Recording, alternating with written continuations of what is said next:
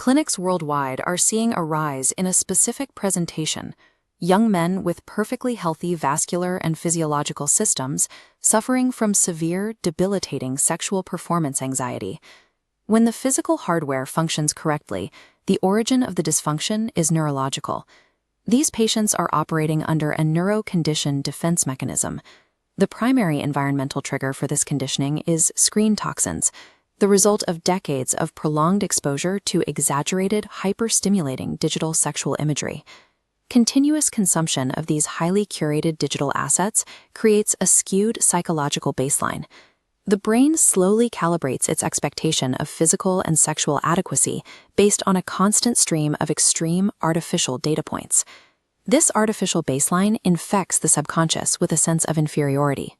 The brain has effectively learned to prioritize these digital standards, transforming a healthy biological system into a dysfunctional one.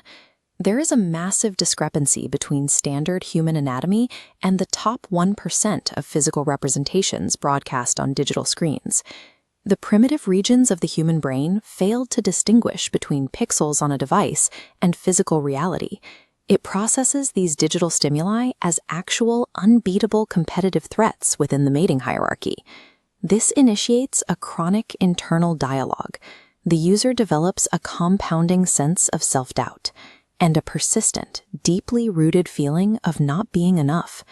In real-world relationships, the emotional toll is severe.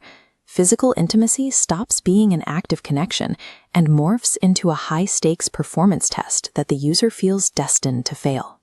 When the gap between a man's physical reality and his conditioned digital baseline becomes too wide, the brain is forced to deploy severe psychological defense mechanisms simply to survive the mental pain.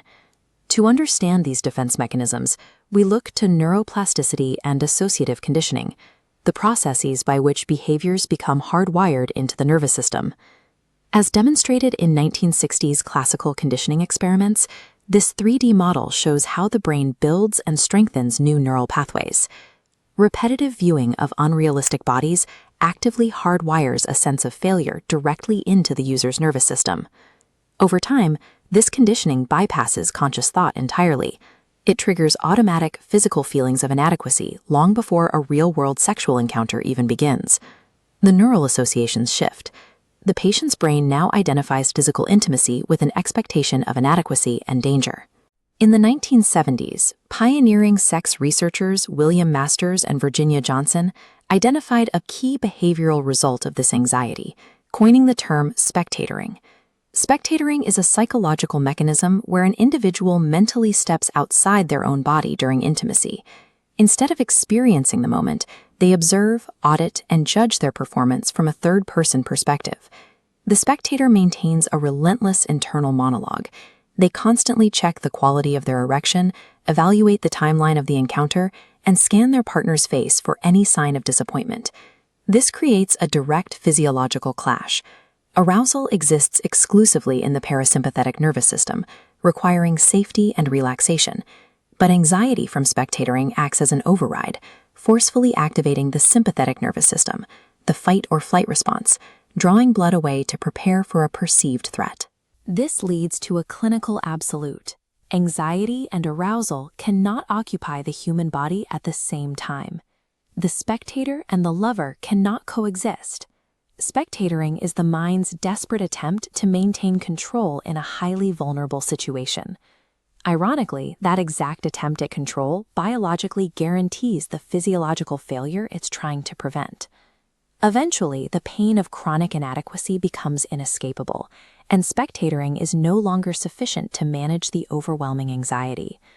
To explain the next stage of escalation, psychologist Roy Baumeister advanced self-theory, analyzing the development of masochism and specific paraphilias like cuckolding.